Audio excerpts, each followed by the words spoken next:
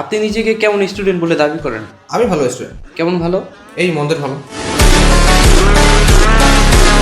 আচ্ছা, আপনি কখন বই পড়েন? যখন আমার খুব বেশি পড়াশোনা করতে ইচ্ছা করে তখন বই পড়ি। কখন পড়াশোনা করতে ইচ্ছে করে? আমার ইচ্ছা করে না। তাহলে পরীক্ষার সময় আপনি কি করেন? দেখেন, আমি তো মেসে থাকি, তো মেসে আমরা অনেকেই থাকি। তো পরীক্ষার দিন আমরা সকাল সকাল উঠে যাই, তাস খেলি। তাহলে আপনার ঘুমান কখন?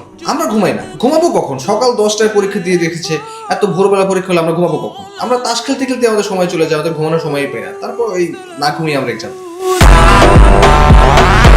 আচ্ছা, তো তারপর কি করেন? তারপর দেখা যায় আমরা আমাদের ডিপার্টমেন্টের যে সিআর তাকে কল দিই। কল দিয়ে আসলে আমরা জিজ্ঞেস করি যে কি এক্সাম আজকে। তো সে বলে দেয় যে আজকে কোন সাবজেক্টের পরীক্ষা। তারপর সবাই মিলে আমরা বই খোঁজাখুঁজি শুরু করি। তো দেখা যায় 1 থেকে 2 ঘন্টা বই খোঁজার পরে আমরা আবিষ্কার করি যে আমরা আসলে বই কিনে নিই। বই না কিনলে আপনি পরীক্ষা কিভাবে দেন? ওই টুকলি করি। টুকলি কিভাবে নেন? ডিপার্টমেন্টের সিআর আছে, অন্যান্য ফ্রেন্ডরা আছে, ওদেরকে দেখা যায় 10 টাকা একটা সিগারেট খাওয়ালে ওরা আমাদেরকে সাজেশন দিয়ে দেয়, সেগুলো আমরা ছাপিয়ে তারপর টুকলি করি। তার মানে আপনি টুকলি করে পাশ করেন? না না, ছি, ভাববেন না যে সবসময় আমি টুকলি করে পাশ করি। কখনো কখনো টুকলি করেও ফেল করি। আচ্ছা, কখনো কি টুকলি করে ধরা খান না?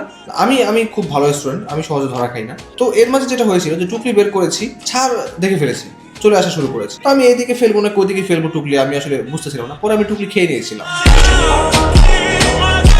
সেদিন থেকে স্যার বা পৃথিবীর কেউ বলতে পারে না যে আমার পেটে বিদ্যা নেই। সবাই জানে যে আমার পেটে অনেক বিদ্যা। তো আপনি পরীক্ষায় লেখেনটা কি? দেখেন, যখন পরীক্ষা শুরু হয়, প্রশ্ন দেওয়ার যে 20 মিনিট, আমি একেবারে নিচে তাকাই, ইচ্ছা মতো লিখি। আমি আর উপরের দিকেই তাকাই না, আমি লিখতেই থাকি। আপনি কি লিখতে থাকেন এত সময় বসে? ওই নাম আর রোল নাম্বার লিখি। তা বাকি সময়গুলো আপনি কি করেন? প্রথম ঘন্টা আমি যতগুলো প্রশ্ন আছে সবগুলো প্রশ্ন লিখে ফেলি, শুধু উত্তর ছাড়া। তারপরের ঘন্টা আপনি কি করেন? পরের ঘন্টায় যা মাথায় আসে তাই লিখি। আমার পাড়ার এক ভাই বলেছিলেন যে পরীক্ষায় খাতা ভরে আসতে হবে। আমি কখনো কখনো আমার সোনার বাংলা লিখি, কখনো মনে যা আসে তাই লিখি, কখনো কখনো স্যারের বউ সম্পর্কে লিখি। তো পরীক্ষার সময় কখনো কখনো স্যারের মাথা খুব গরম থাকে, হয়তো বোর্ড থেকে জ্ঞান করে আসে, একটু পর পর বলে এই কথা না। খোঁজ দিলে দেখা যাবে সবচেয়ে বেশি কথা ওই স্যারই বলে। তো আপনাদের পরীক্ষার প্রশ্ন কিরকম হয়, কঠিন নাকি সহজ? আমাদের পরীক্ষার প্রশ্ন সবসময় কঠিন হয়, কারণ প্রশ্ন কি সহজ এসেছে নাকি কঠিন এসেছে এটা জানতে হলেও পড়ে আসতে হয়, যেটা আমি কখনো পড়ি না।